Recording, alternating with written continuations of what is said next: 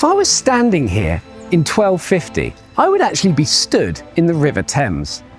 The Tower of London massively expanded in the 1200s during the reigns of Kings Henry III and Edward I. These kings expanded the tower to become roughly the size of the palace and fortress that we know today, building towers including the Wakefield Tower and St Thomas's Tower, which formed part of the medieval palace, where kings and queens lived, slept and worked, conducting the business of government. But life in the medieval palace was only possible because of hundreds of servants who lived with the king and queen and followed the court wherever it went. But what was life like inside the medieval palace?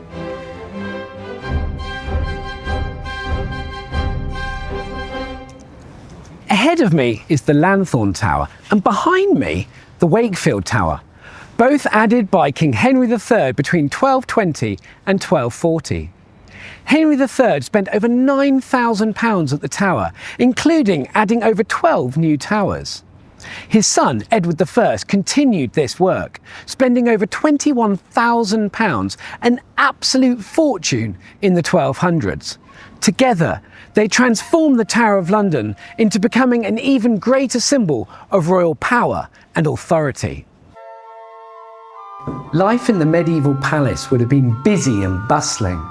Kings and queens lived surrounded by objects and luxuries unimaginable to most people. Food and feasting was an incredibly important part of court life. Although kings and queens usually ate in private in their chambers, on special occasions they would have eaten in their great halls surrounded by hundreds of members of their household and honoured guests. These feasts were lavish affairs, and they would have consumed huge quantities of meat and lots of other foods. They also consumed large quantities of drink as well. On Christmas Day 1286, Edward I's court consumed 13 tons of wine. That's over 3,000 gallons. Entertainment was an incredibly important part of court life. Kings and queens particularly enjoyed hunting and falconry, but music, gambling and board games was also incredibly popular. On display in the medieval palace at the Tower of London, we have some wonderful objects which illustrate medieval royal life. They include these beautiful little bone tablemen and dice, which would have been used in the 1200s for playing games like those enjoyed at court. We also have on display this exquisite crystal chess piece on loan from the Victoria and Albert Museum. Chess was incredibly popular with kings and queens, and we find descriptions of chessboards in the inventories of Edward I and Eleanor of Castile, including those made from jasper and crystal like this one. It wasn't all just fun and games at the royal court though. Kings and queens, supported by their households, organised the government of the country, including things like foreign policy and coinage. The Tower of London itself was home to some of those engines of government, including the Royal Mint, which Edward I brought inside the Tower of London in 1279. The tower was also home to the Great Wardrobe, which was responsible for organising luxury goods brought into the king's household. Many of these would have been stored here at the tower.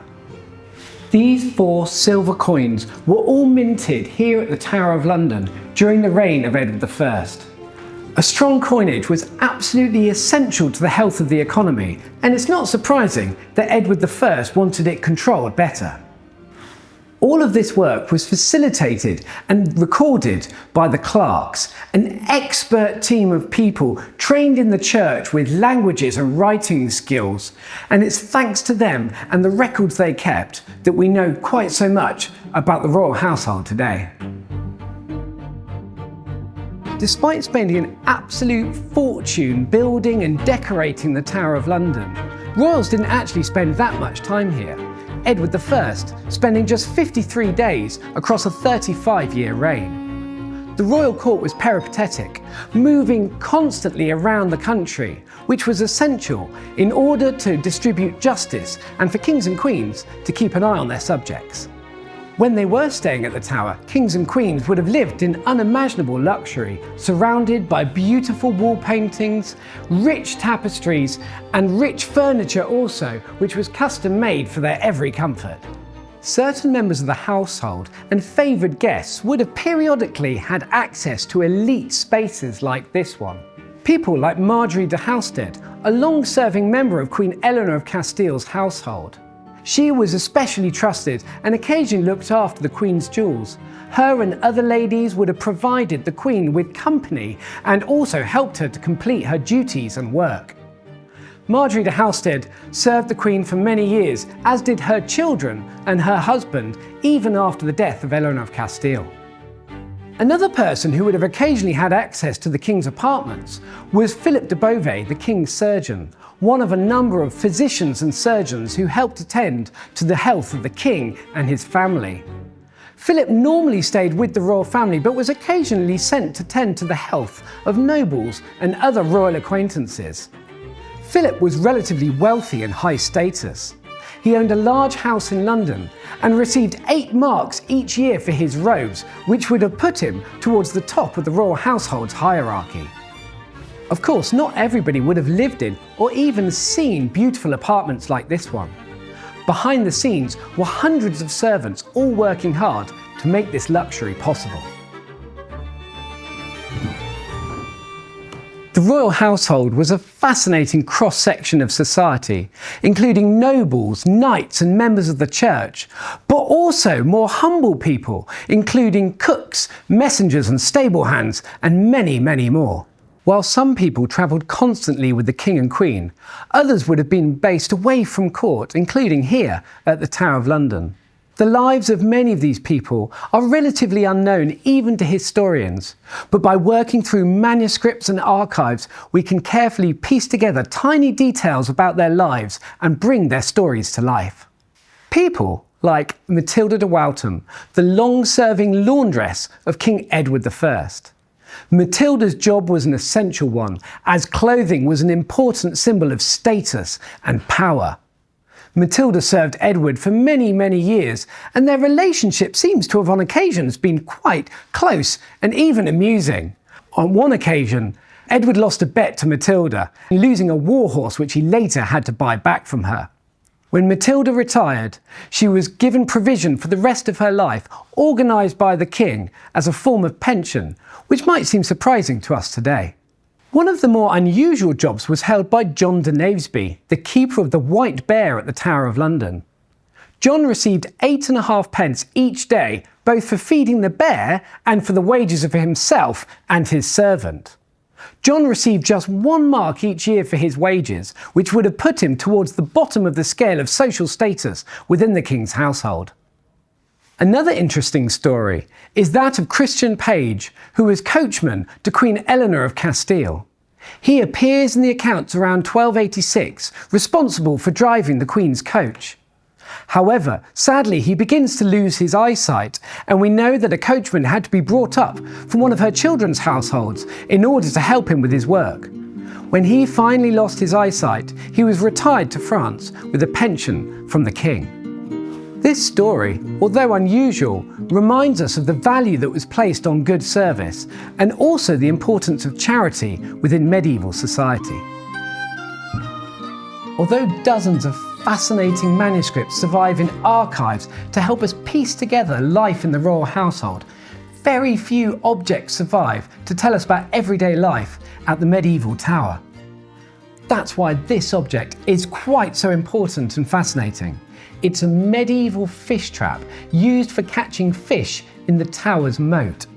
It was discovered in the 1990s, where it had been preserved for hundreds of years in the special conditions created by the tower's moat.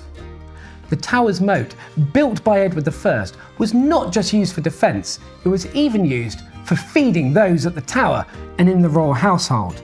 In 1292, Edward I stocked the moat with pike, and when this object was discovered, it still had bones inside it, which can be seen here in the medieval palace. The royal household was in many ways international. French was the dominant language of court, spoken by the King and Queen and nobles.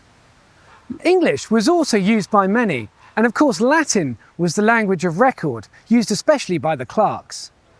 The royal household itself was also international, with knights coming from Germany, France, Spain and Italy, and a number of other members of the household, including Gillet, one of Queen Eleanor of Castile's many tailors, who came from Ponthieu in northern France. In many ways, the international nature of the royal court reflected that of medieval London, which included many foreign merchants, craftspeople, and until the expulsion of 1290, an important medieval Jewish community. England became home to a large Jewish community shortly after the Norman conquest of 1066. The Crown initially welcomed, supported, worked with and even protected the Jews, but they were also subject to frequent persecution and taxation. The Tower of London reflects this complicated history. Jews would have sought refuge here and worked here at the Tower, but were also imprisoned here and executed. In 1290, Edward I expelled the Jews from England entirely, and many were sent into exile from the wharf outside the Tower. The medieval tower in the 1200s was a complex network of buildings, many of which sadly don't survive today. These buildings would have been just behind me here, to the south of the White Tower, and they would have been full of busy teams of cooks and grooms and valets, all working hard to provide food for the royal household. Undoubtedly, conditions were busy and cramped. Most would have slept in shared quarters, and many on the floor of the Great Hall with little more than blankets or pallets for comfort. On top of that, the constant movement of the royal household must have been exhausting. The king employed dozens of carters, foreriders and sumpters who drove the carts and all the pack animals which transported all the goods needed for the royal household. This was a huge logistical operation. Although working in the royal household would have been tiring and hard, it was also considered a privilege. The medieval world was precarious and dangerous, and times of poor harvest often resulted in famine. That meant that jobs in the royal household were highly sought after, and those that were lucky could hope for a long career and even promotion. An example of this was Reginald, who was sorcerer to Queen Eleanor of Castile. The sorcery was the department responsible for making sauces for the table. Reginald started out as one of a number of valets within the sorcery around 1284, but when his superior died in 1289 he was promoted.